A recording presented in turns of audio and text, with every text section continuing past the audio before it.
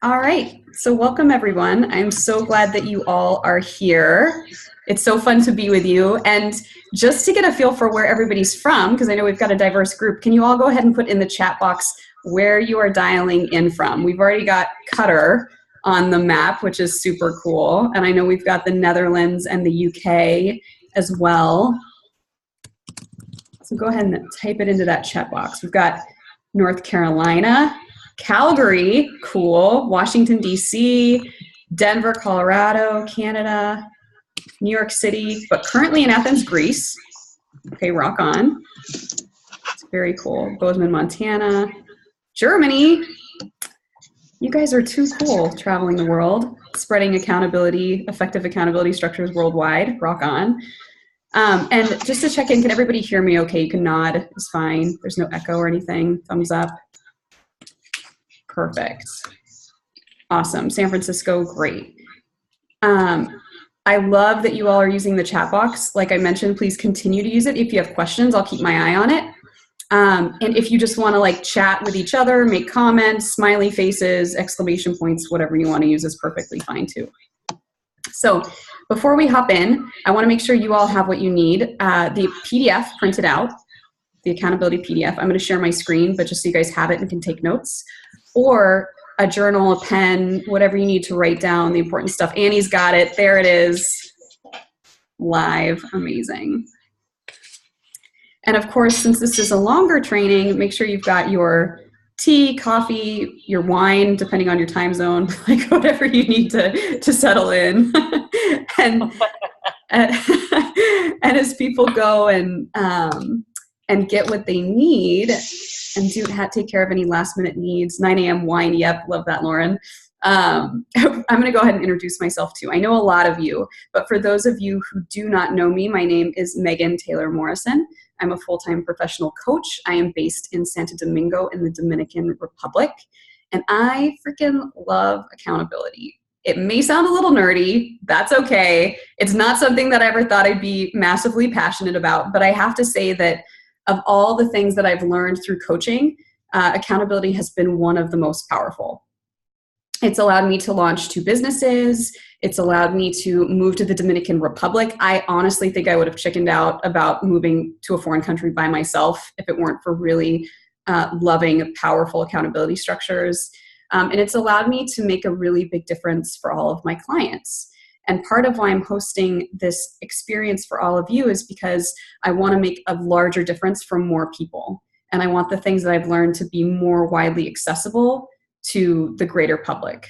So thank you all for being here. It's super exciting to have so many people on the line. And we'll go ahead and get started. I'm actually going to share my screen. Make sure I've got my accountability PDF pulled up. There it is. And I'll go ahead and share my screen with all of you. All right, can you guys see my screen? You can just go ahead and nod. Nod, nod, nod. Perfect. I'm also realizing that I might not be able to see the chat box very well here, so that might be a little bit of a challenge, but I'll check in periodically. So this first page, this is me. This is me living in the Dominican Republic.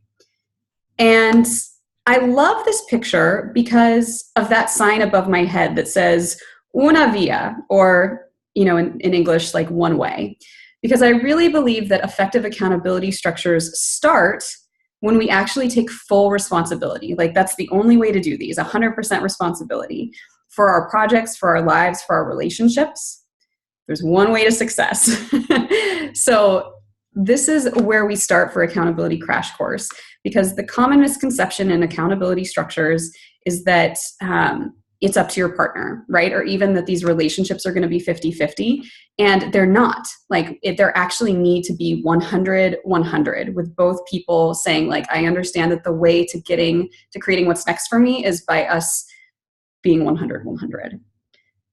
So we'll start there, and I want to acknowledge you all for actually being willing to show up and be fully responsible. The fact that you're signing on to a 3-hour training on accountability is pretty rare and pretty awesome, and shows that you're all up for being 100% responsible for your lives and for doing what you need to do.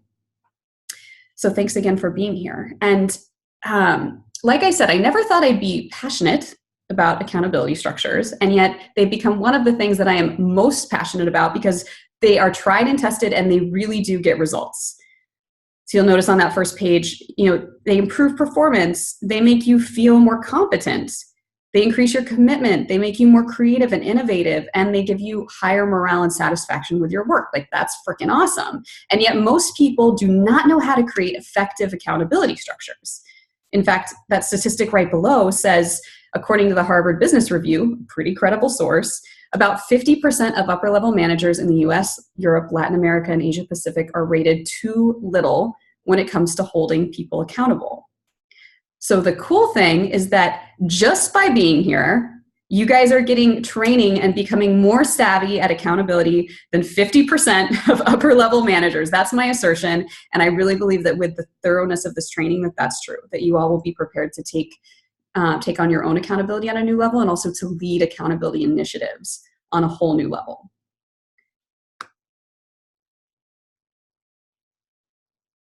I mentioned a little bit about this before, but why I love accountability is because it's been key to creating my life by design. And it's been key to getting my clients results, the results that they actually want. So my clients call me the ultimate cheerleader. They call me an accountability ass kicker, which I love. And I kick ass with love. Like, accountability is not just about rigidity and and being hard on people. In fact, that can undermine our accountability partnerships. Instead, it's about, staying focused on our commitments. And we'll talk about, of course, in depth what makes accountability partnerships work. But here are two of my beautiful, brilliant clients. This first one, Jo, who talked about how accountability helped her not just launch her most recent program, but sell it out 3 times over. Like, holy crap, that's amazing. And then we've got Candace, who she's my famous Megan's an Accountability Ass Kicker client. And she's just taken this work and run with it. She's had, better selling weeks than ever before in her business. She's created huge breakthroughs in her relationship. She's created all of these beautiful, juicy results by taking what she's learned from our work together and our accountability together and applying it into her life. So if you take what you learn here and you apply it, you will get results. And you will help other people get results, really meaningful results that can change your life and deepen your relationships and have all sorts of major impacts that will be valuable for you. So thanks again for being here. And again, as I go through each section, I'll pause and get a feel to see if anybody has any questions, because I want to make sure you all are getting value and getting your questions answered. Let's do a quick overview about what you'll learn in this course. You will learn why creating powerful accountability partnerships will make a difference for your goals, what to look for in an accountability partner, how to create a powerful partnership, how to structure your accountability meetings, what to ask for and be asked so you can keep those to-dos from going down the drain and finally knock off those items that you've put off again and again, what to do when you face obstacles so that your challenges grow and not destroy your partnership. This is key, because the more deeply you can cultivate your partnerships, the more you can get into supporting each other. And I'm also going to share tried and tested questions, check-in sheets, and approaches that you can use with your accountability partners, examples of some of the best accountability partnerships I've seen, suggestions for daily, weekly, and monthly accountability structures, and ways to keep yourself on track in between check-ins. I'll also share lots of personal stories because I've made every mistake in the book between my businesses and my hobbies of like dancing and all sorts of things in my life. And I'm happy to let myself serve as an example. Cool. If you implement the lessons within this training, it will dramatically impact your ability to reach your goals. I promise, it's a guarantee. And again, if anything is unclear, just let me know. Uh-oh, there's Jo Big, and it looks like maybe this got a little adjusted. So I'm actually going to stop the share for a second. I'm open up the old version of the accountability doc.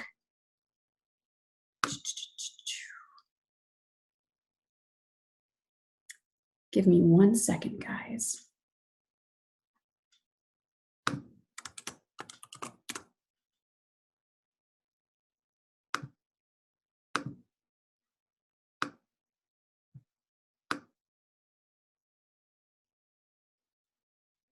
All right, here we go.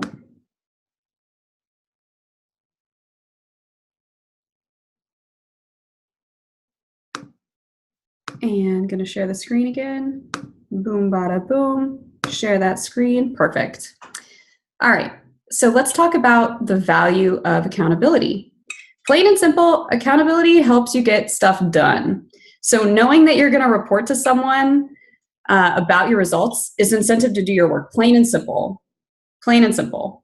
It also battles the upper limit problem. So this is a concept that was coined by Dr. Gay Hendricks, who is a brilliant and lead thinker in the personal development field. He talks about how when we're trying to up-level our lives, we have this subconscious tendency to sabotage what we're doing because ultimately it's more comfortable to stay in our comfort zone and to be with what's familiar than to get outside of the comfort zone and create new levels of success. It's a psychological concept, it's proven, and having accountability can really help us get supported such that we're able to be with our success in a whole new way. Accountability helps us overcome resistance. Whatever your resistance looks like, it might be procrastination, second guessing, quitting. It's a really effective form of resistance. Whatever you do that gets in the way of your goals, the right accountability structures can help you move through those challenges. They can also help you increase resilience. So people with strong communities are scientifically proven to have greater resilience in the face of major obstacles. And as we work towards our goals, we will experience setbacks and failures. If we don't, that's weird. Like, that just doesn't happen. So it's normal to want to give up. And if we have people who support us and remind us of our commitments and represents us to our personal power, we are more likely to stay the course. We're also a lot more likely to have fun, which is also good news. As we're on this roller coaster of pursuing our goals, it's a lot more fun to be on a roller coaster with your friends. It's a lot more fun to think about, oh, I get to connect with Sarah this week, or oh, I get to connect with Penny this week. And like, yeah, we're going to talk about our goals, but I just like other human beings. You know, so many times as we're working towards our unique goals, we can feel like we're going it alone. And going it alone just isn't very much fun for most people. And it can also create curiosity rather than shame. So missing deadlines happens, and with the right accountability partner, you can remind yourself to get curious. I wonder what went wrong. I wonder what didn't work. I wonder what I need to tweak for the next time. It can be that person who really reminds you, like, hey, it happens. Like, let's actually look at this together and see what would really make a difference for you. So I'd love to know from the group, before we hop into the next section, what are the things that you are working on in your life? Like, just go ahead and name one of your goals in the chat box right now. And what do you consistently avoid? Like, what's the action that you consistently avoid? I'm gonna pull up the group chat.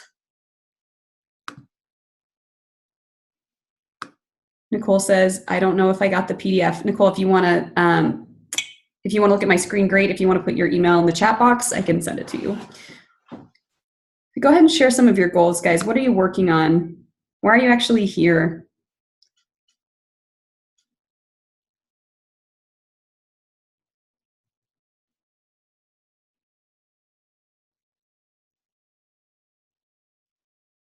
Claire says, I'm writing a book and I find myself just not sitting down to do it some days. Ooh, I've got a great structure for you, Claire. Tag says, I'm working on a book. Oh, we got 2 books. That's awesome. Rob says, I'm working on a difficult research project. I have a hard time making progress. Preach. Lots of resistance comes up when something is challenging for us. Neil says, how to hold yourself accountable when working at home. Oh, Lord, Neil. Been there.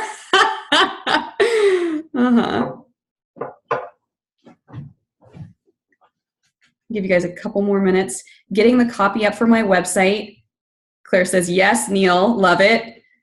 Jane says, I produce results. I want to experience joy and contentment at the same time as producing results. Oh my God, I love that, Jane.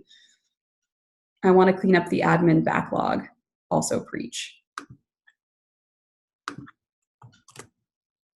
Take another minute just to see what people say.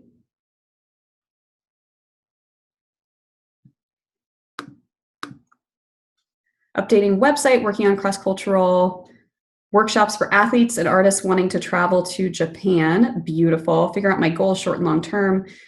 I'm distracted by experiencing and seeking experiences. Yeah, got it. Totally. So having accountability not only around reaching our goals, but actually establishing them. Great. All right, you guys can keep typing, but I'm going to hop back into sharing my screen. There we go. So before we go into how to create accountability structures that work, I want to address this reality, which is that most accountability structures do not work. They do not work. What I often see happen is something along these lines, which probably sounds familiar to you. So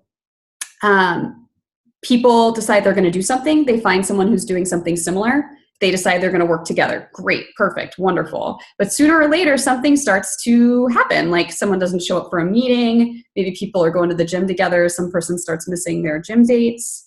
There's a challenge in the relationship, and one person or both stop showing up at the same level. And generally, things just sort of disintegrate, fast or slow from that place. Everybody loves the idea of accountability, but most people just simply don't know how to design their partnership, which is part of what we're going to talk about here today.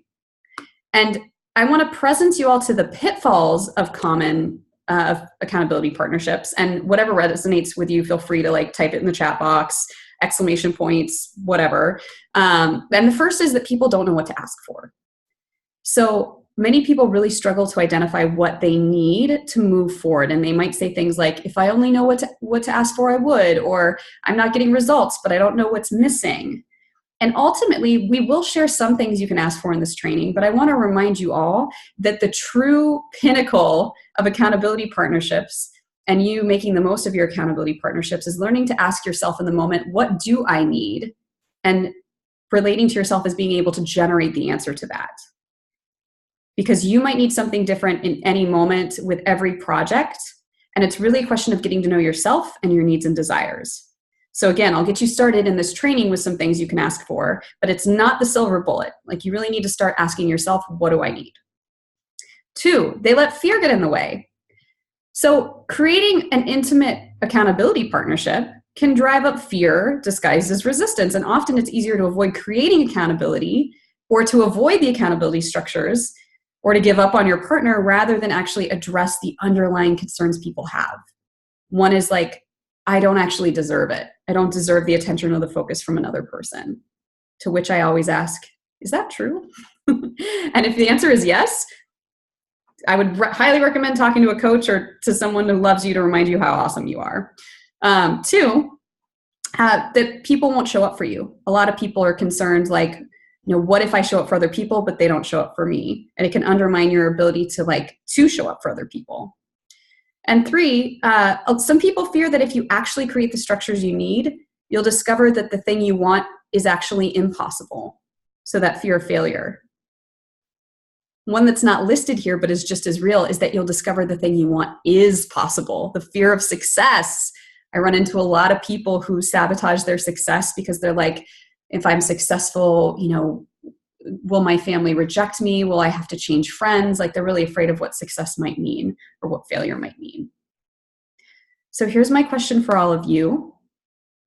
What fears or limiting beliefs stop you from allowing yourself to have exquisite amounts of support and attention? What can you guys recognize? And I'm going to go back to my screen. Oh, stop sharing. There we go. So what actually gets in the way? What fears or beliefs or concerns get in the way of you guys allowing exquisite amounts of support?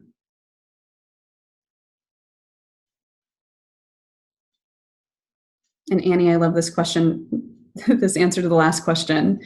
Working on preparing for seminary, making 14-panel art series, marketing consulting work. No big deal. You're not up to anything too big or busy in your life.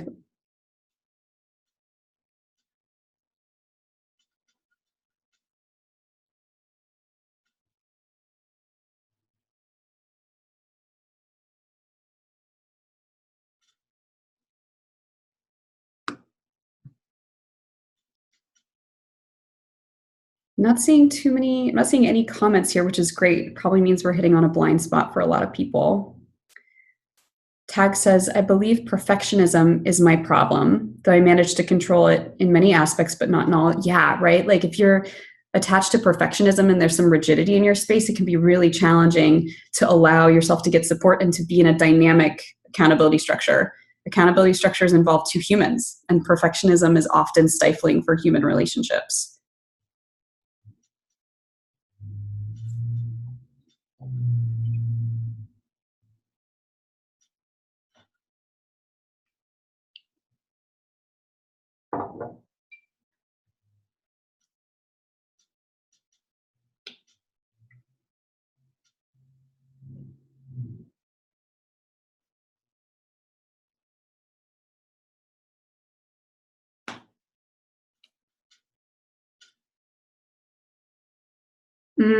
Constantly trying to figure out the best, quote unquote, flow, rhythm, routine. Yeah, another version of perfectionism, getting caught in the right wrong.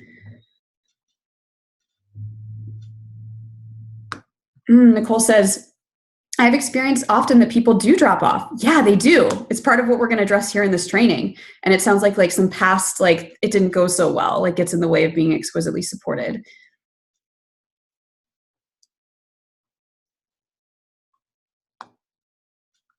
Annie says, it's just going to be an extra thing on the calendar and to-do list. Preach, girl. Thanks for that honesty. It's just another to-do item and I'm already so busy. And Claire says, I think I'm afraid of being controlled, which has been a problem in the past. Yeah. So making sure that expectations and boundaries are crystal clear. And when they're not, like it can start to feel rigid. And Madrian says that she's got this belief that she's not doing enough for others and that getting support is selfish. The balance of serving self versus others. Yeah, absolutely. Thanks again for the vulnerability and sharing that. All right, let's keep moving. Sharing screen. Cool. Few other things I notice get in the way of powerful accountability structures. Creating murky agreements. So again, we just actually spoke to this. Like when the needs, desires, and expectations within a partnership are not clear, one or both partners may lose interest or commitment in the partnership, or in some cases might feel controlled or uncomfortable with the automatic defaults that get set up. People give them of themselves, but they won't ask of others. So effective accountability partnerships have to be two-way streets. And you need to be willing to give and receive in order for the structure to serve both parties' goals. Because this is so important, I want you guys all to respond to these questions. So on a scale from 1 to 10, go ahead and type this in the chat box. How open are you to giving support? To giving support.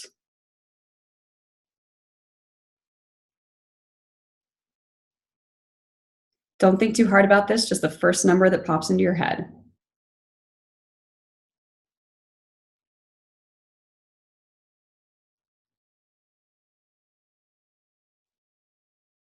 And next question on a scale from 1 to 10, how open are you to receiving support?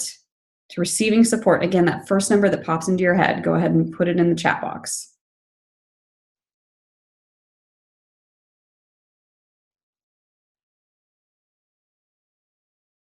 And we're asking this because everybody has a default, something that they're more comfortable with. And if you're not aware of it, you can't account for it. And if you don't account for it, it may end up feeling uneven. Like you'll give too much of yourself and won't feel like you're getting enough in return, etc. And then final question, what will these numbers need to be for you to maximize the effectiveness of your accountability partnership? The answer is not necessarily 10 for you, and 8 might feel real good. Go ahead and put the first thing that pops in your mind. Well, how much support will you be needing to be open to, and how much will you be, how much will you need to be willing to give? If you notice that you always give a ton, like you're a 10 to giving support, you might say, actually, I need to be open to giving a 5, because like that's what I have space and capacity for. And that's the number that would actually feel like an appropriate boundary for me. And if you're a 1 at receiving support, you might say, man, if I just opened up to a 3, like that would be great progress for me.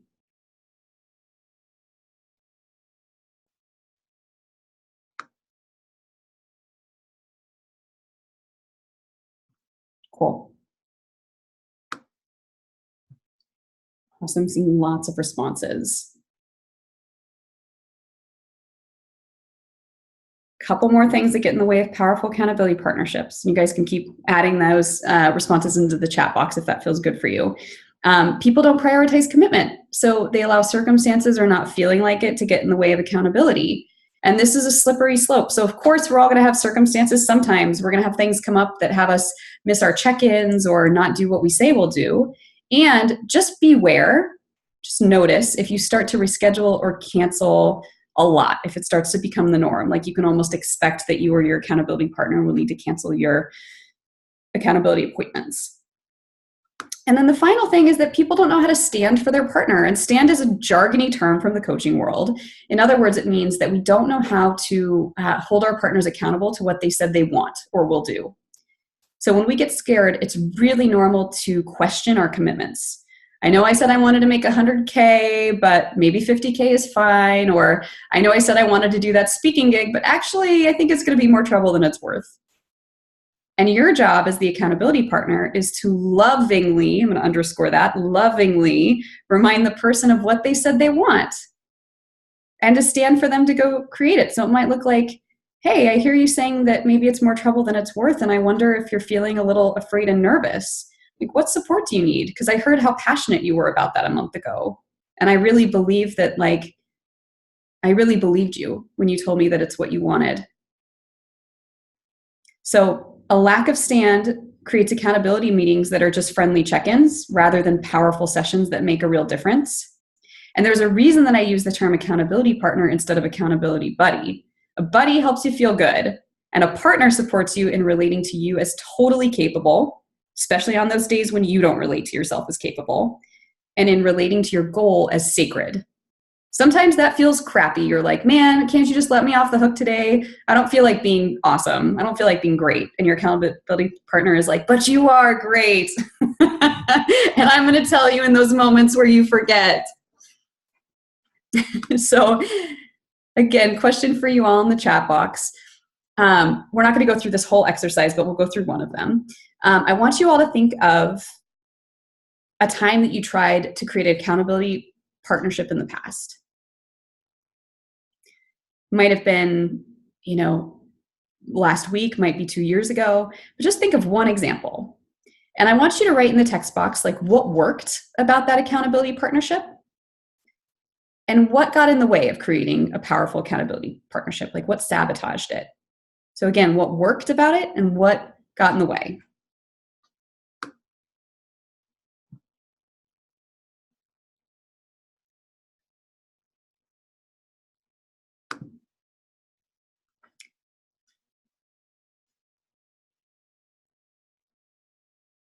Nicole says rescheduling is when I know it's about to end. Been there too. That's so funny.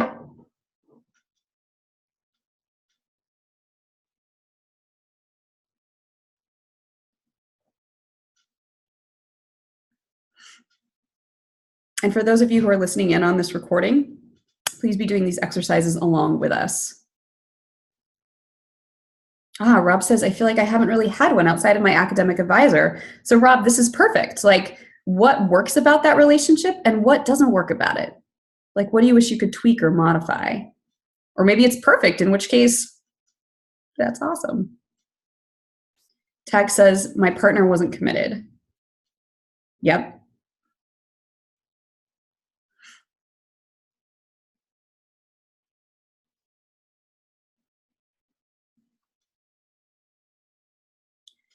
Claire says, I felt free, but it wasn't firm enough and just dissolved when we got busy. We hadn't designed an effective alliance. Oh, girl, I got you covered. I'm so excited to show you my alliance design kit tool thing.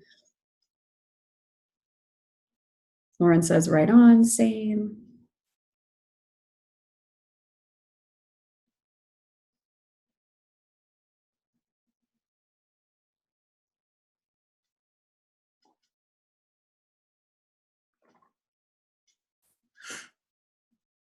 want to challenge everyone here to put in something they see.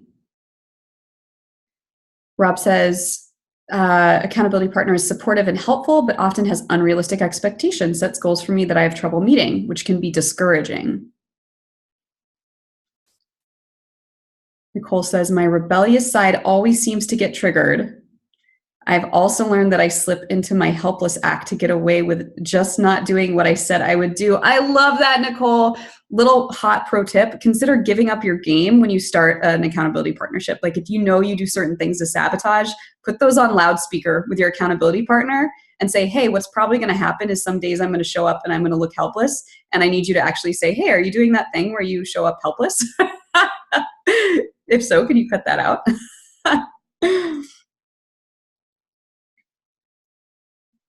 Neil says, what works? Task management system that lets everyone know who is responsible for what. Great. What doesn't work? When people view task completion as isolated events that don't have meaning.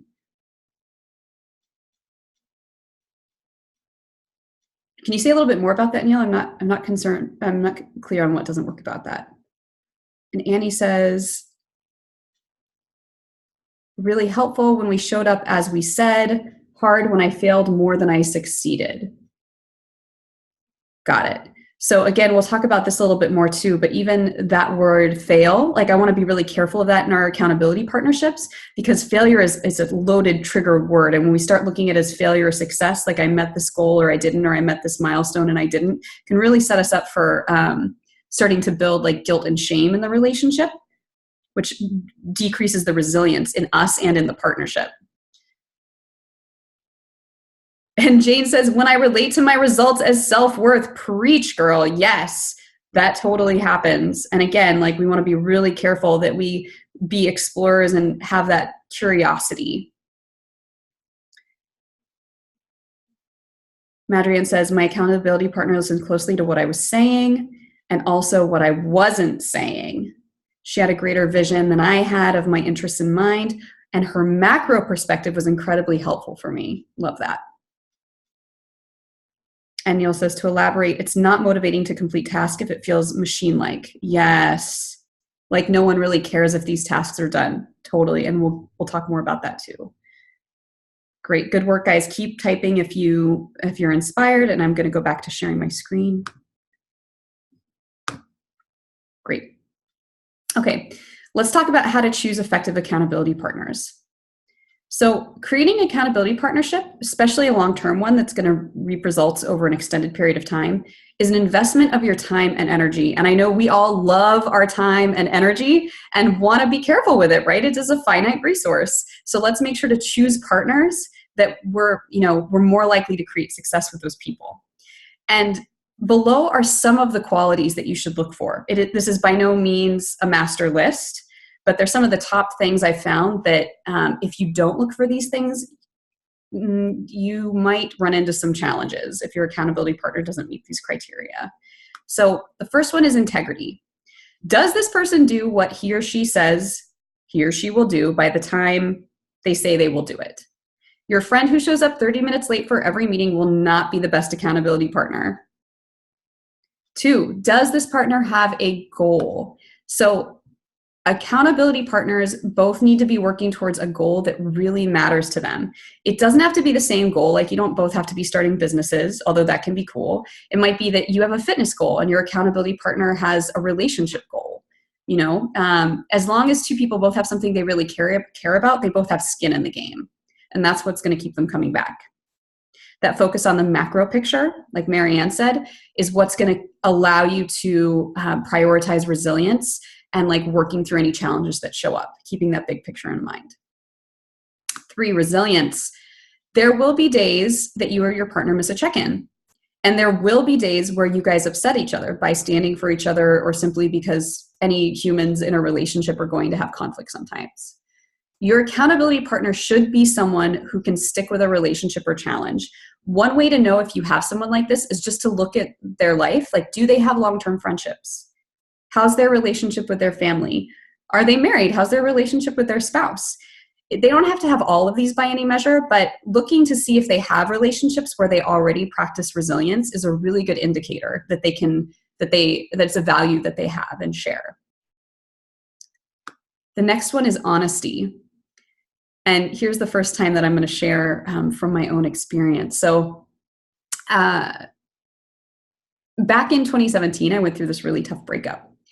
And I have, less so now, but back then especially, this really unhealthy tendency to avoid being with my emotions.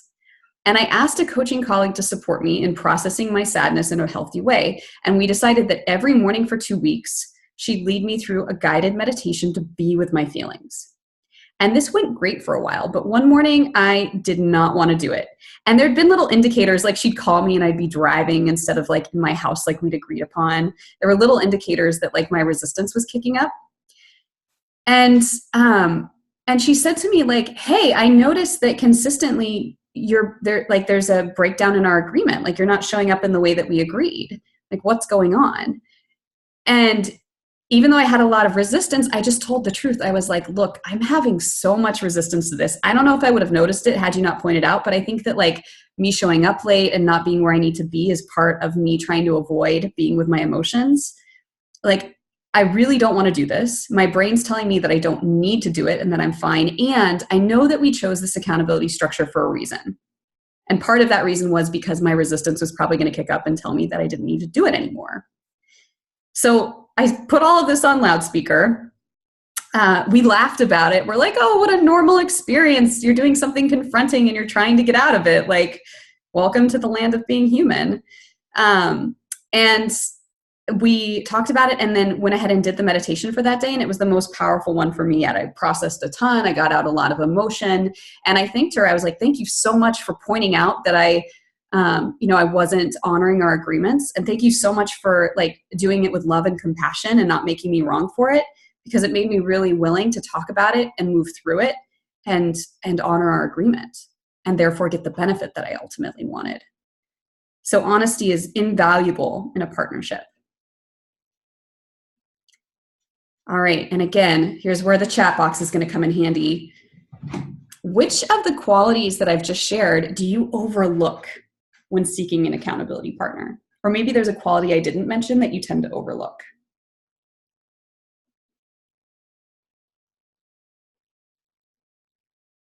And overlooking for you might be not thinking about it, but it also might be like giving people a pass, like, "Oh, I think they're kind of resilient," or, "Oh, they're honest sometimes." Like, what qualities do you overlook? Or maybe you don't even think about qualities when you choose a partner. It's more of a convenience thing.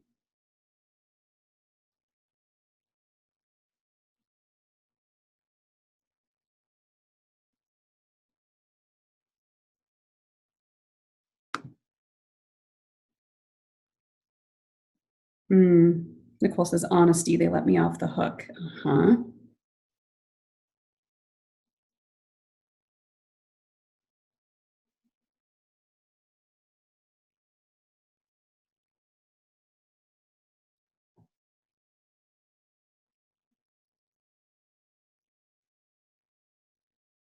See lots of thinking faces. That's good. Tag says none. Right on.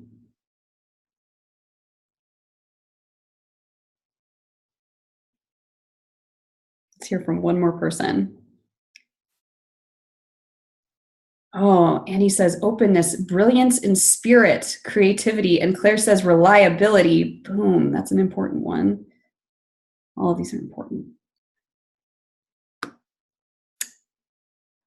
Okay, and next question. What qualities have you valued in past accountability partnerships that are not listed here? Let's actually build a little list together.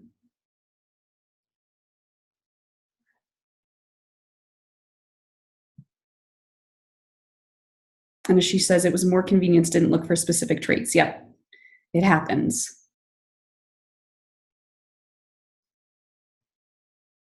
Neil says shared passion, alignment. Yes. Tag says follow up. Very important.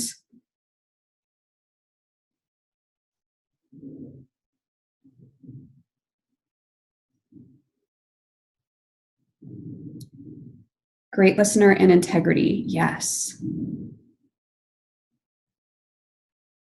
Organization to some degree. Yes, also important. I know I really value it. My accountability partner comes to calls and says, hey, here's the things I want to cover today. And Jane says they relate to me as the badass I am, even when I'm not acting like it. Hell yeah. Super valuable.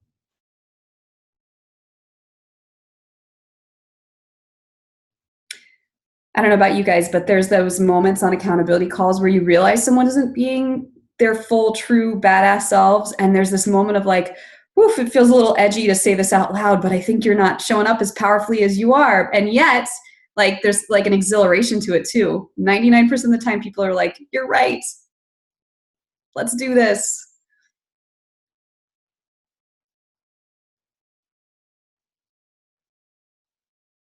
Madrian says, the understanding of how my goals fit with who I am as a person greater than my goals. It's taken it to a whole new level. I love that.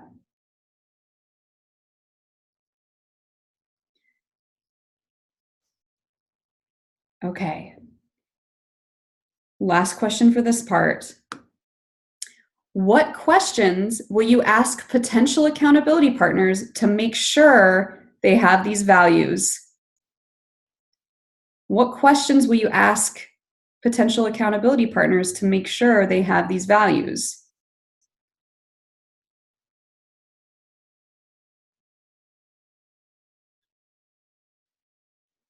Make sure you're on the same page.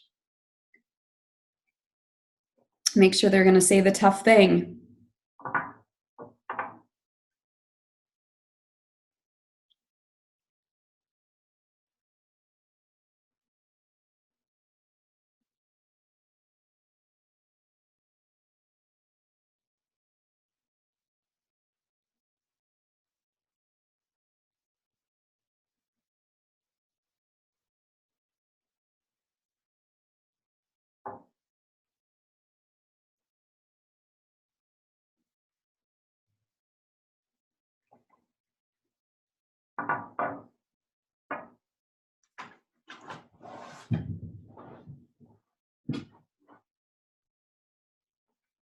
I love that. Can you be honest if something is not working along the way? I really value being honest if something's not working. How do you feel about that? Are you open to practicing honesty here? And if yes, how will you be honest? Great.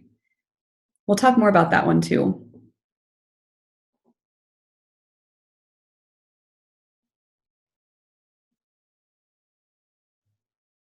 How committed are you to meeting your goals? Yes, on a scale from 1 to 10, how badly do you want these things? If you're a 1 and I'm a 10, that might be a challenge.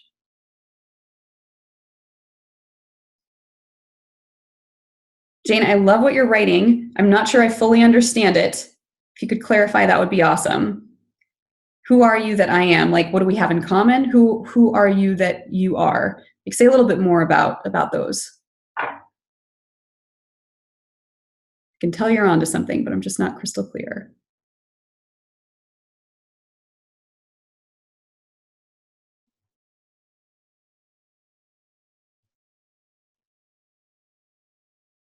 Can you call me out when I get wishy-washy? Love that. Giving up the game again. My tendency is to be wishy-washy. It doesn't serve me. Can you call me out, please?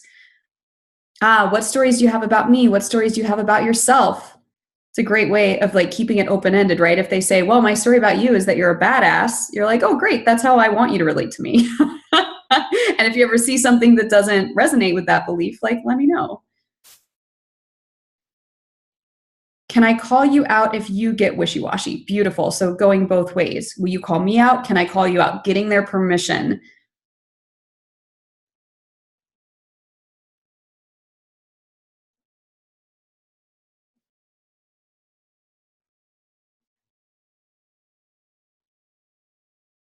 Great. We've got a winky face from Annie. That's perfect. All right, moving on. Sharing the screen again. Let's go ahead and talk about types of accountability structures. So, like I said before, each person is going to require something different. Each project is going to require something different. These are some of the structures that I've seen can be really powerful. Some as standalone and others in conjunction.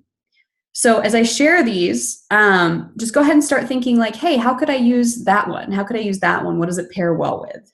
And the first is an in-the-moment accountability structure. So depending on your goal and the amount of resistance, you can check in with your partner throughout the day. A great example is some of my former colleagues at Accomplishment Coaching had some fitness goals. And they started this WhatsApp group. If you don't know what WhatsApp is, it's like a texting program that's awesome and international. So they started this texting group, and they would literally send pictures of what they ate all day long as they ate it, good and bad. Not from the point of like shaming themselves or others, but just by having that extra accountability, like, do I really want that donut? I have to take a picture of it and send it to the group. And so we were practicing taking pictures, practicing being more intentional about what we ate. And if someone doesn't show up on the thread, we'd be like, hey, what'd you eat today?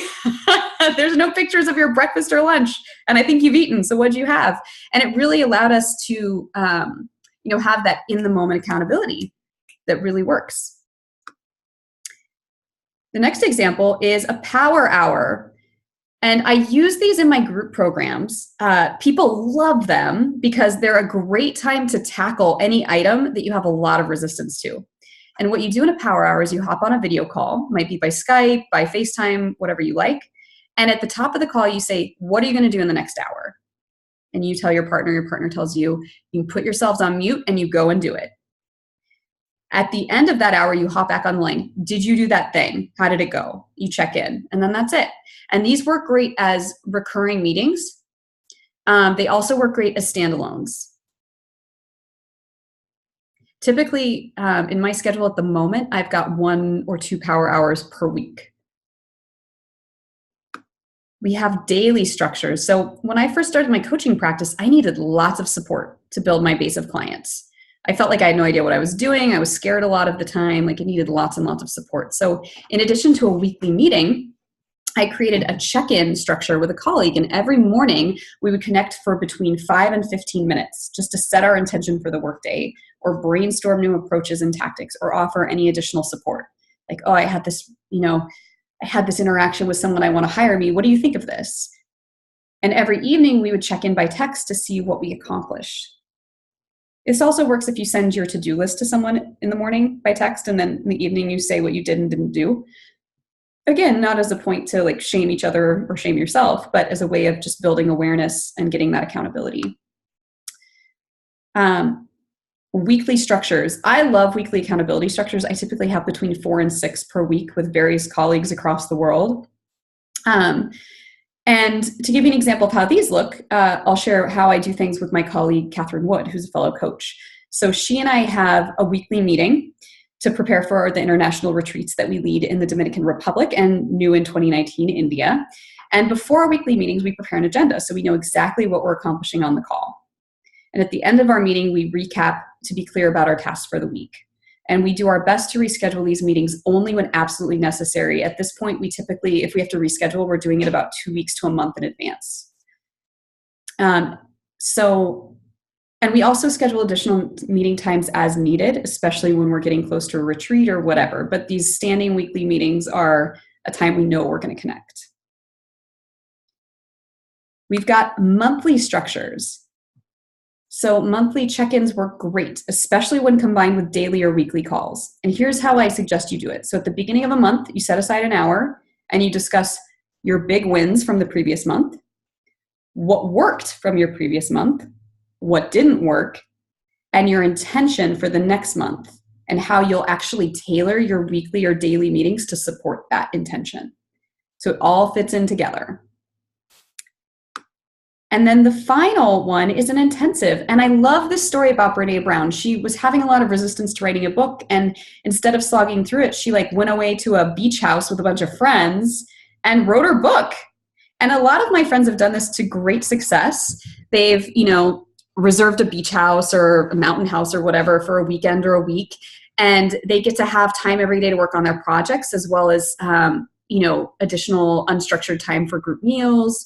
And then at the end, they'll present. So they'll say, here's a chapter from my newest book, or here's my dance choreography that I did this week. And it becomes this amazing time when you can like turn off the distractions of the world and just get that concentrated time to focus in. So I want you all to think about one of the things that you're working on. Maybe it's writing a book, maybe it's a project at work, maybe it's, writing your thesis, whatever it is.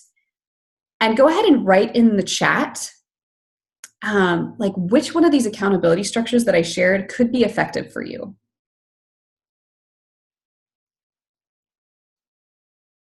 Which ones you haven't thought of that could really serve you. And it might even be a combination. Like really, if I knew I had to get this done, like these are the structures I would use.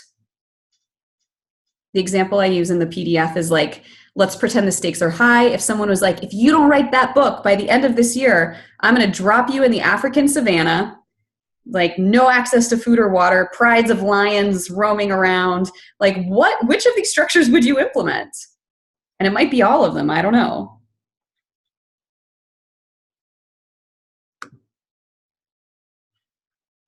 Daily power hours, daily 10 minutes.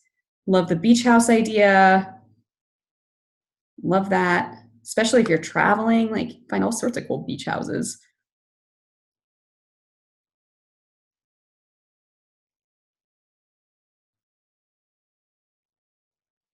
Standing weekly meetings and power hours. Yeah. Power hours are like so freaking magical, you guys. If you take nothing else away from this program, if you start scheduling power hours, it will make a huge difference.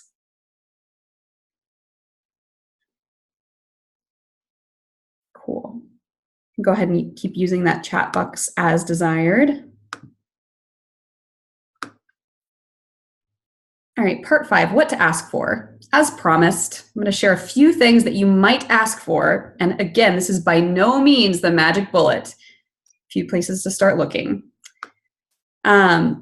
The first one I'm going to add in is actually something that's not on this list, but I was chatting with one of my accountability partners today, and it came up. So one of the first things you can ask for is support on knowing what to ask for. I'm going to say that again because it's confusing. Sometimes we're like, I don't know what to ask for, and it stops us from asking for anything versus going to accountability partner and saying, I don't even know what support I need. Can you help me figure out what I need? Like, I'm going to tell you my situation. Can you just brainstorm with me what support might be effective? So literally asking for help, brainstorming what support we need. That's number 1. Number 2, a supportive witness. Sometimes you need someone to watch you complete a task. It may sound simple, and yet it's true. I did this when I signed up for a really expensive program that I did a few years ago, and I had my friend sit on the phone with me until I completed the registration and paid because I was so nervous about it. And yet I knew it was what I wanted. I knew it was for me. So I was like, just sit here on the phone with me, and I'm going to like scream as I, press the payment button, and it's going to be really exciting. And it was. So a supportive witness. 2, acknowledgement. It's really easy to lose sight of gratitude and to lose sight of our personal power as we work toward big goals. So if you notice this happening, get some acknowledgement. Hearing that someone sees your commitment and your courage and your awesomeness and all the amazing qualities you bring to the table can make a huge difference for your morale. This is something I teach in companies too, because acknowledgements, like human beings are wholly under-acknowledged. And I find that it can completely change a company culture when we start bringing gratitude and acknowledgement in as like a part of our staff meetings, for instance, or a part of our exit interviews. Like this is a really powerful tool. Whether you're a solopreneur or a CEO, doesn't matter. And to just normalize this, a lot of times people are really shy about asking for acknowledgement initially. I ask for acknowledgement 5 or 6 times a week. I freaking love it. I didn't always, but now that I know like how much good it does for me in my life, and I've allowed myself more and more to be acknowledged and just to like enjoy it, and I acknowledge a lot of other people, like it's become part of my well-being ritual, being acknowledged. There's positive and negative rewards. So a lot of people are familiar with positive rewards. Like if I do this task, I get a cookie, like woohoo, for those people who love cookies as much as I do. The things that people, and I'll say one thing about positive rewards, like we can scale them, right? So we can have small rewards up to huge rewards. Like if when you have your first $10,000 month, you get to book a trip to Paris. that is like, that will probably keep you going in those moments where you're like, oh man, I'm at 8,000 and I really just need a burst of like energy and commitment to get to this 10,000 mark. Like that trip to Paris on the other side can be the thing that does it. Negative rewards are also super powerful. And my favorite example of this is I found something I really wanted to do and I was avoiding it. And I gave a friend of mine a check for $200 to my least favorite politician. And I said, hey, if I have not done what I'm telling you I'm going to do by the end of the week, please mail this check. Like it was in a stamped envelope. It was all ready to go. Like, please just put this in the mail. And you know what? I actually did it because that negative reward was more incentivizing to me than the positive rewards in this situation. There are additional check-ins by email, text, or a quick phone call. And these can be especially useful if you have something confronting to do at a specific time. So for instance, if you need to have a hard conversation with your mom on Sunday, have your accountability partner check in with you right before or right after. Sometimes you may also want a listening ear, not advice, but just someone to hear you. So in that case, you might just say, hey, I really need to talk about this thing. I really need to get it off my chest, and I just need you to hear me. And if you really need to say something to me, just say like, what else? Like, let me vent. And when I get to the end, say, what else, Megan? And I'll say like, and this, and this, and this. What else? And this too. Like really being heard and asking someone just to hear you. And on the other hand, you may want advice. So, hey, got this situation and I need some advice. Can you give me some advice? Great. A word of caution though here. If you notice that getting advice is your default and you're starting to ask for a lot of advice, or you feel like you might not be trusting yourself, it's a place to dig more deeply, whether it's with a coach or with someone else you trust. I say this because like asking for advice and not trusting myself is one of the main things that got in the way of me having the life that I want, like living in the Dominican Republic, starting my businesses. So it's a place to notice if you notice you're asking for a lot of advice. Okay. So I'm curious for all of you, which types of support would you be most likely to ask for? And go ahead and put that in the chat box.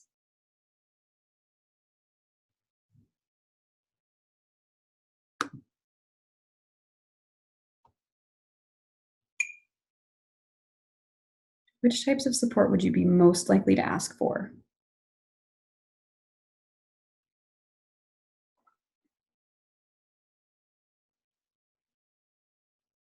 Rob says he's more likely to ask for support than advice. Consider that advice can be support. She says regular engagement. Cool.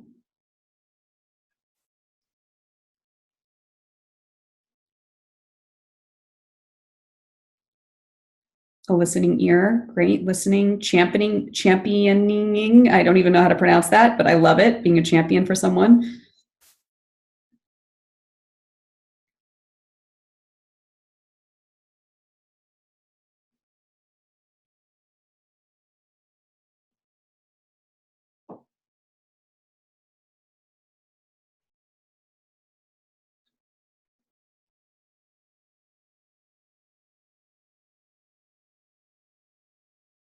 Supportive witness, acknowledgement, positive or negative consequences, check-ins. Great. And now I want you guys to go ahead and type in that chat box, which types of support are you least likely to ask for? Maybe they make you a little bit nervous. Maybe they're just unfamiliar.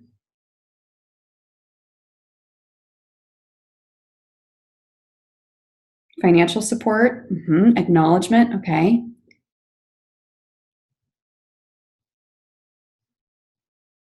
And I'm having you guys look because typically the areas where we're unwilling to ask for support or we're unpracticed in it, if we start getting fed in those ways too, we can exponentially increase our results. Sometimes it's like those bodybuilders at the gym, they really work out their upper body and their upper body's really strong and then their legs are like little twigs. It's like, they're like, why can't I just gain those extra 10 pounds? And it's like, dude, you're forgetting about your legs. Like, got to work out your legs too. So by focusing on the areas where we have resistance or where we're not practiced, can often help us create bigger results rather than incremental changes. Neil says he's the least likely to ask for acknowledgement because it requires more buy-in from the person. Ah, interesting.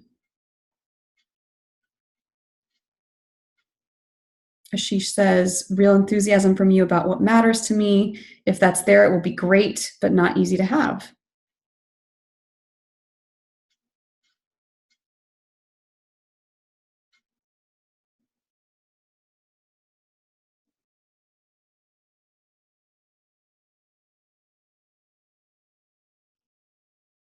Let's take a few more. What are you guys resistant to? What types of support?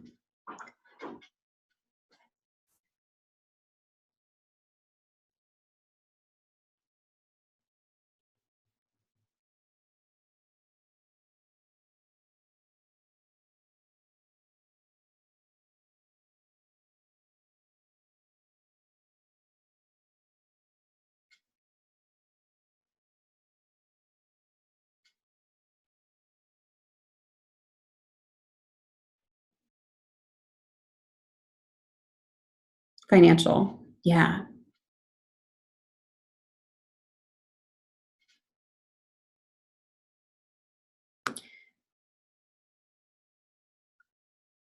Cool. And we'll do one more exercise from this section. I'm going to put the different types of support in this chat window. And whichever ones you are least likely to ask for, I want you to think of one or two people in your life who you might be able to ask for that thing. So if you know that acknowledgement is the thing that like makes you the most uncomfortable and scares you, like who's somebody in your life you could ask for from acknowledgement? Or if you know that financial is the support that you are not willing to ask for, like who might you ask to financially support you?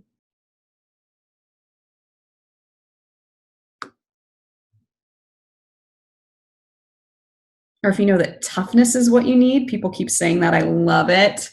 Who's someone tough in your life that you could enroll in supporting you? Someone you know is going to be a stand.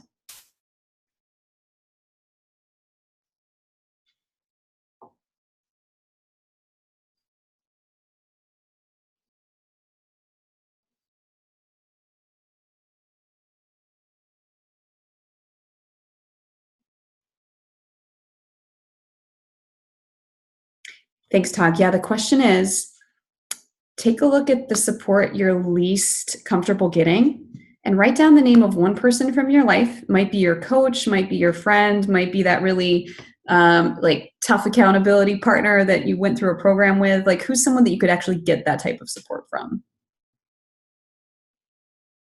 In the actual PDF, I have you guys write down the names of people who could do each one for you. But just for the sake of this exercise on this call, like want to focus on what you're most resistant to and who could support you in that.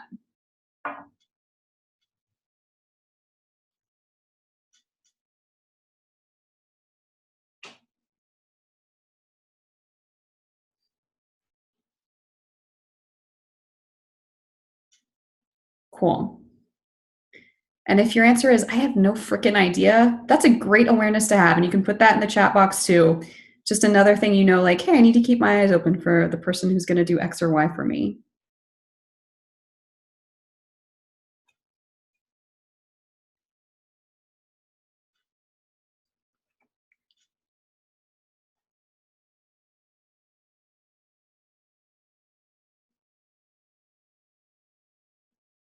Great. I'm seeing some answers come in.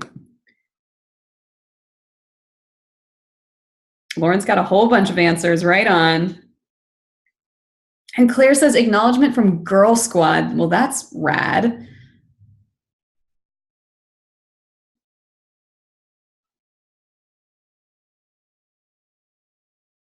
Cool. Girl Squad, oh yeah.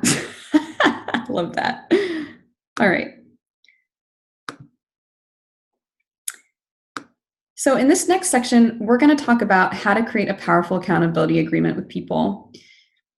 Oops, I just clicked on something and things got exciting. Hey, there's my website. There I am. Beautiful, beautiful me. Stop sharing for a moment. I'm gorgeous, but that's not what you guys want to see. Share again. Boom. All right. So we're going to talk about how to create your accountability agreements. As you co-create your accountability partnerships, you need to make sure that you're asking the right questions. And these are some of the questions that I found make for a really solid foundation. And the first one is, how long are we going to do this? Indefinitely is not going to be a powerful structure because inevitably something's going to peter off.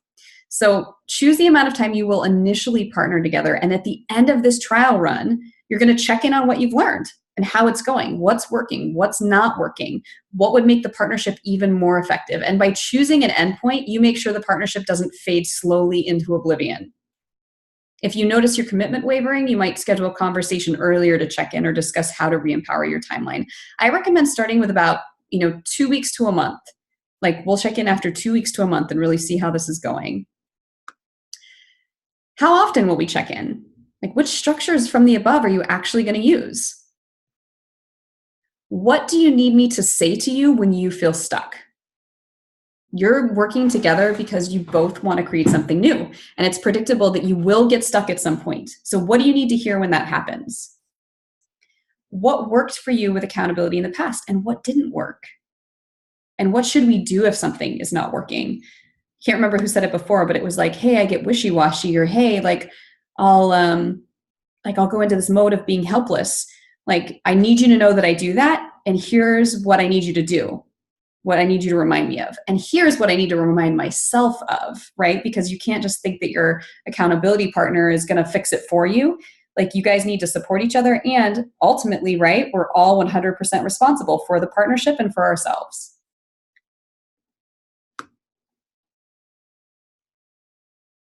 Great. The do's and of accountability partnerships, accountability agreements. So do keep your end goal in mind.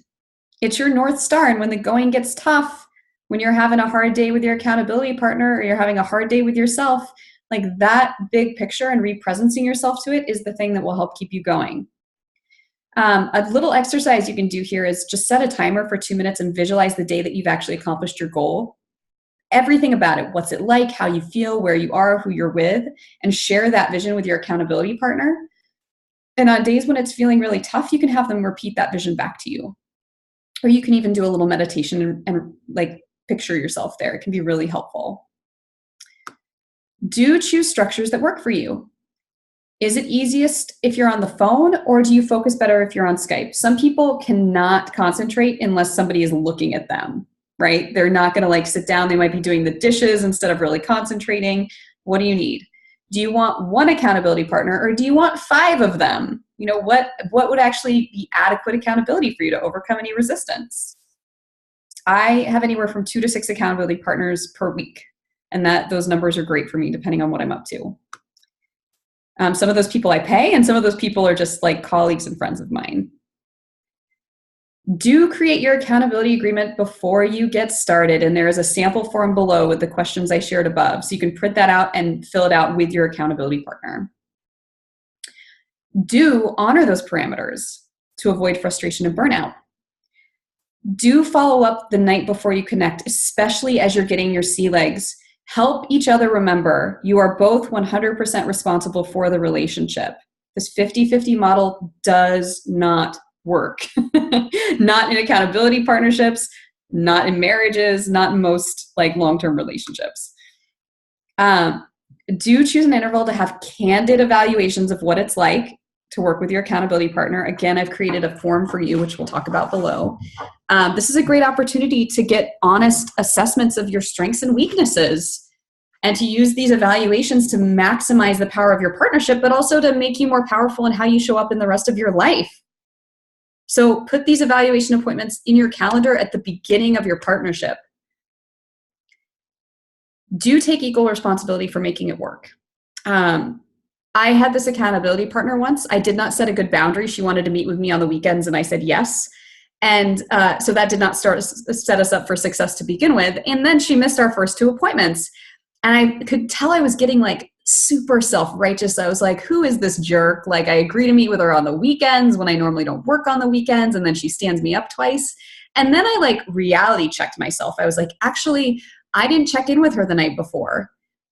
Like if I was really serious about making sure this accountability relationship worked, I should have checked in. Should have checked in the night before. And so I reached out to her and I actually said like, hey, I noticed that we haven't had these meetings and I actually want to take full responsibility for that. Like I didn't check in with you. And she wrote me back and she's like, oh my God, I'm so relieved. And she felt in partnership with me versus in an adversarial relationship because I was willing to take full responsibility first. And then she took full responsibility. God, I'm so sorry. I should have had it on my calendar and I didn't. So it's funny, like by assuming full responsibility, it actually opens the door for other people to do the same. And there's a level of humility and compassion and openness that can create in the accountability partnership. Do plug accountability appointments into your calendar and treat these meetings as you would treat an appointment with your most important client. Schedule your sessions immediately while you're still on the phone with your accountability buddy. Do err on the side of too much. I typically tell people, whatever accountability you think you need, multiply it by 10. That's how much you probably actually need. You can always dial it back if you find out that it's too much, but you may find that you surprise yourself that you need more than you think you do. Do practice gratitude and regularly thank and acknowledge your accountability partner. Accountability is a gift.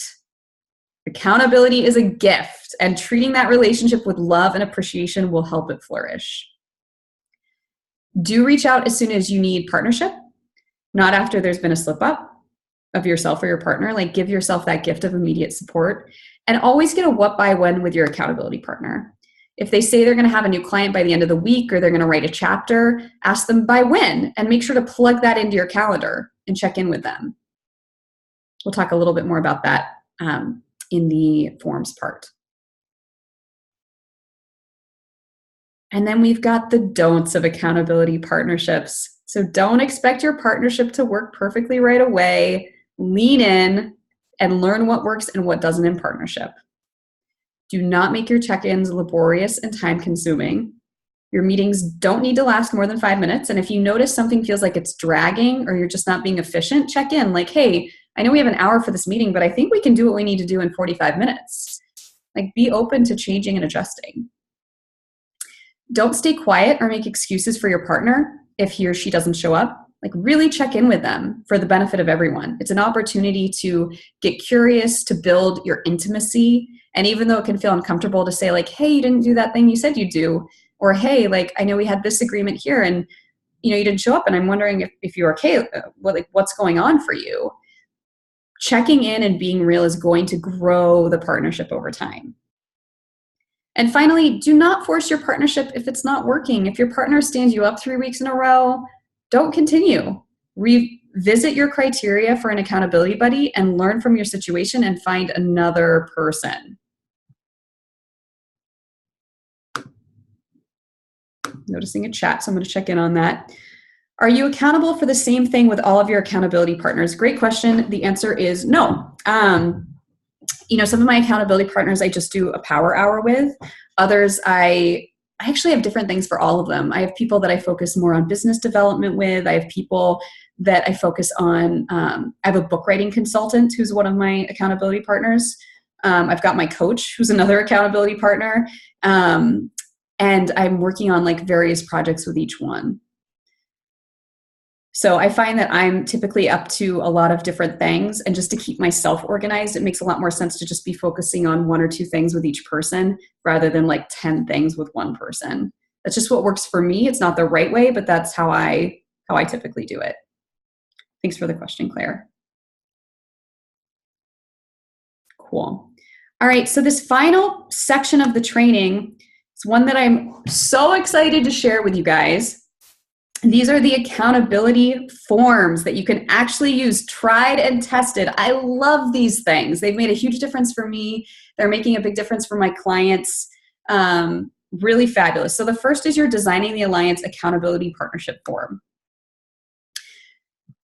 I share these questions with you above, but this is a printable form that you can give to your accountability partner, and you guys can fill it out together, including how long was this going to last, when do we check in, etc. And there's even a little reminder at the bottom, like, don't forget, plug your meeting times into your calendar right now, including your evaluation call.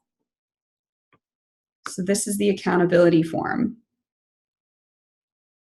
And Claire, speaking to your question, if you've got 5 different accountability partners, you can always do this with each one of your partners just to stay clear and organized. Lauren says awesome. It is awesome. Okay, form 2, your what by when checklist. I have this written out as today, this week, and this month. You can have this out when you get on an accountability call. Hey, what are you doing and by when? And what's the accountability? So in this first example, today I'm going to call a new client. By when? Thursday night. And then I'm going to text you when I've actually done it. And this way, when you get back on your call at the end of the week, you're like, oh, did you do that thing? Or, oh, I didn't see a text from you on Thursday. I'm going to text you and see if you've actually done it. This can help you stay really organized and know what you're working on. Because so often, right, like our partners will tell us on a call and we're like, yeah, go, you do that thing. And then by the next call, we've forgotten and we can't actually give them any accountability support. And that doesn't work. All right, form 3. So this form can be modified. I originally created it for my coaching business, but it can work for like any business that has to do with selling, having clients, selling subscriptions, whatever. The blue section on the bottom, that's to fill out at the beginning of the week. So you fill in the date, you get the declaration for the week, which is what you will produce. So maybe it's 5 new clients, maybe it's 1 new contract, maybe it's 3 chapters of the book. And then you write in your strategy. So, okay, if I need to write 3 chapters of the book, I'm going to block off 3 hours at a cafe twice a week. Or I want to get 5 new clients, I'm going to host 2 trainings and have like 5 coffee dates with people. So you get what you're going to create, the outcome, and how you're going to do it. At the end of the week, you fill in this yellow part. Did you honor your strategy? Plain yes or no. Again, not from a shaming perspective, but you actually need to know, right? Like if you get to the end of 8 weeks and you're like, I haven't produced any results, and you go back to this tracker and you say, well, I didn't actually honor my strategy. Like now you know, get some more accountability and honor that strategy. And it also helps you track like what you're producing. So in this case, it's new leads, new conversations for possibility, new contracts, the money you generated. And I love this last section, lessons learned. You're going to learn so much by taking action every week or not taking action. Like you're going to learn what you need, what you don't need, what works, what doesn't work, how things are going. So make sure to track your lessons learned. It's invaluable. And someday when you guys all write memoirs or books or whatever, like this can be a part of it. Any questions about this form right off the bat? I know it's a bit of a doozy. It's definitely the most complicated form in this training. Got a question. Let's see. Claire says, so awesome. It is so awesome. Proud of this thing. Excited to see what it does for you guys. Okay. And is this the final form? Yes. So the final form is the evaluation form. And this is what to use when you check in with your partner.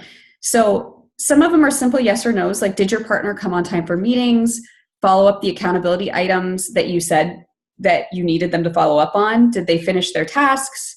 Did they call you back in a timely manner? Did they communicate any changes to their schedule? Yes or no? This is not a place to shame your accountability partner. This is awareness building for you and for them. Like what needs to be tweaked, what's working, what's not working. And if you notice your accountability partner over time just isn't doing anything, it's another good sign that you might just not be in the right partnership for you. Are you holding anything against your partner? Are you angry or upset about something that you've not revealed? Like holding that stuff in can fester and really undermine accountability relationships in the long term. And if so, by when will you discuss it? What did your partner do well? What are their areas for growth? And what would make this accountability partnership even stronger? If you guys do a regular check-in like this with your partner, you're going to become accountability warriors that are like insanely badass. There's going to be out there like reaching all your goals, creating deep relationships. It's going to be the best. And this final piece of the training I've created for you all is just a step-by-step outline so you know exactly how to create effective accountability partnerships. Step 1, identify an accountability partner based on the parameters outlined in part 3, including any qualities that you really want. Step 2, Meet with your accountability partner to talk about working together. If they're open, work through the questions in part 2 and part 3 of this training. Step 3, create your accountability agreement. Ooh, getting a question. I will answer that at the end.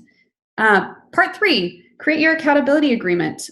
Part 4, put your check-ins and partnership evaluations into your calendars. Part 5, honor the time of your meeting and evaluation appointments. And part 6, revisit this training whenever you feel stuck in your partnership. If you guys do this, again, you will exponentially increase your ability to get results and your momentum, and you'll be able to create much stronger, resilient partnerships. Cool. So let's go ahead and just move into any Q&As that you guys have. This one from Ashish says, with online APs, could it be a bit cumbersome to fill out the forms? Do you, Megan, fill up the forms and send them across your APs? The answer is yes, I do. So that's actually a form I have in an Excel doc, which I share on my Google Drive. I do this with a group of people that I coach as well. So they send it to each other and to me. And I do send out my results to my accountability partners. I also ask them if they haven't seen my tracker for a while to check in with me, because it's one of those things that I found that I resist. And it makes the biggest difference for me because it gives me the greatest clarity.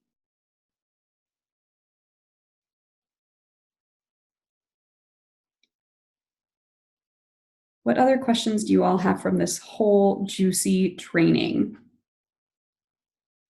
You're welcome. I got a great question yesterday, which I'll say, which I'll just share here. Somebody asked, like, where do I find accountability partners? And the answer to that is, like, it doesn't really matter. A great accountability partner could be at work, from your family, a friend. As long as they meet those qualities and the criteria we talked about, it's worth giving it a shot. It's worth giving it a shot. Madrian says, what are some ways in which we can gently and kindly break up with an accountability partner who isn't working? I am aware that sometimes this kind of radical honesty can create setbacks for other people in their goals. Yes, that's true.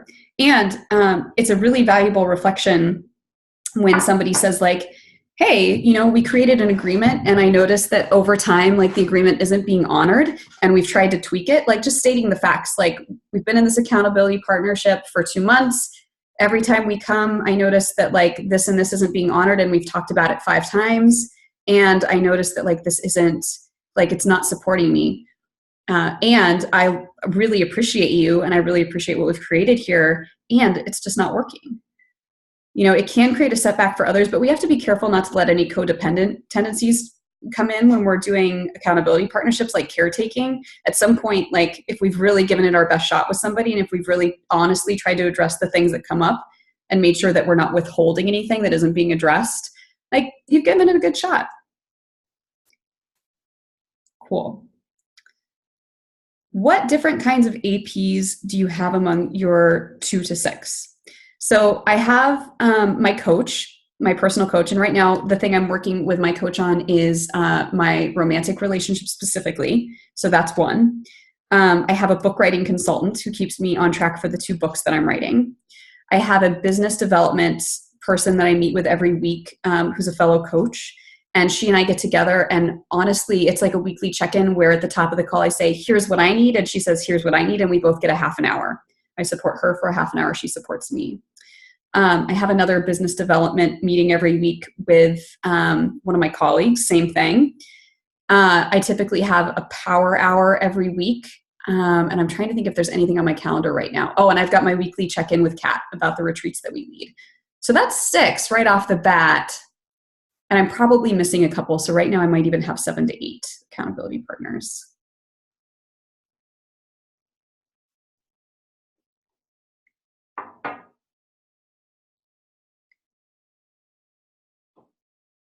Any other questions about accountability or these forms?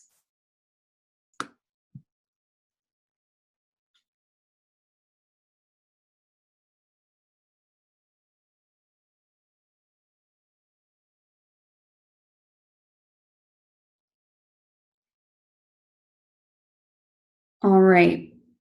Well, I want to thank you all so much for being here. You're welcome, Lauren. Arigato. Yes. I want to thank you all so much for being here. I hope this has been wildly helpful for you. And if you notice anything changing or shifting for you, over the course of the next few weeks, please let me know. I know you guys have all agreed to fill out a review of this call too, so I'm going to send that to you right now. And I just wish all the best for all of you. Wild success in what you're doing. And thanks again for being here. Have a great rest of the day, everybody.